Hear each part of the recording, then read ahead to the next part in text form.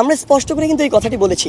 15ই আগস্টে শোক প্রকাশে যারা ওইখানে একটি ফুল নিয়ে গিয়েছিল তাদেরকে, যেমন আমরা দেখেছি বঙ্গবীর কাদের সিদ্দিকী সেখানে গিয়েছিলেন, তার গাড়িতে হামলা হয়েছে, ভাঙচুর হয়েছে। কেন? তিনি যদি ওই রাজনৈতিক আদর্শে বিশ্বাস করেন তিনি সেখানে ফুলটি নিয়ে যেতে পারেন, আমরা তাকে বাধা দিতে পারি না।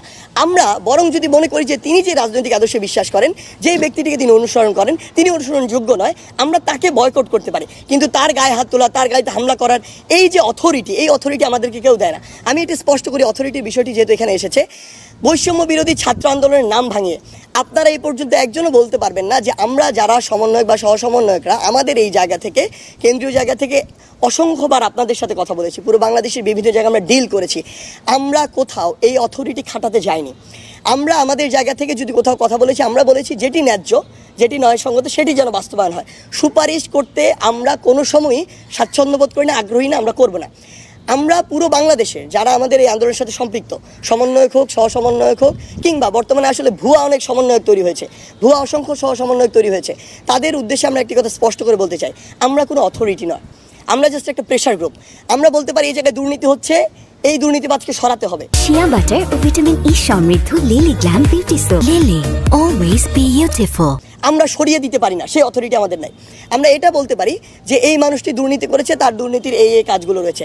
আমরা কিছু জায়গায় দেখছি যে তারা পদত্যাগের জন্য বাধ্য করার সংবাদ পাচ্ছে, আমরা বিশ্বাস করি তারা আমাদের কেউ নয়, তারা আমাদের স্পিরিটও ধারণ করে না। কারণ এখন অসংখ্য ভুয়া সমন্বয়ক তৈরি হয়েছে। 5ই আগস্টের গণঅভ্যুত্থানের পরে আমরা কোনো পুরো বাংলাদেশে সমন্বয়ক টিম দেইনি, কিন্তু আমরা অসংখ্য সমন্বয়ক টিম দেখছি যারা 5ই আগস্টের পরে নিজে নিজে এই টিমগুলো দিয়েছে এবং তারা তাদের মতো করে বিভিন্ন কাজ করছে।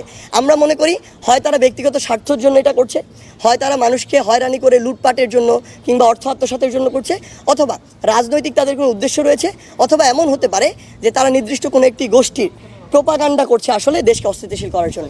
আচ্ছা, প্রথম কথা হচ্ছে 14ই আগস্টে যে ওখানে যে ঘটনাগুলো হয়েছে, আপনি বললেন যে কেন আমরা ওপেন স্পেসটি দেইনি। দেখুন, এই মুহূর্তে দাঁড়িয়ে আসলে আমাদের কাছে অসংখ্য তথ্য রয়েছে যে বর্তমানে এখনও সেই চেষ্টাটি চলছে বিভিন্ন দেশের, শুধু না দেশের বাইরে থেকে বিভিন্ন এজেন্সির মাধ্যমে, বিভিন্ন রাষ্ট্রের একদম রাষ্ট্রীয় মদদে অসংখ্য অর্থ খরচ করার মাধ্যমে দেশে একটি প্রতি বিপ্লব ঘটনার, যেই প্রতি বিপ্লবটি একদম আমাদের স্পষ্ট তথ্য রয়েছে, যেই প্রতি বিপ্লবটি আসলে জনতার বিপক্ষে যাচ্ছে, ছাত্র সমাজের এই যে বিপ্লবটি হয়েছে তার বিপক্ষে যাচ্ছে। এখন আমাদের অবশ্যই সচেতন থাকতে হবে।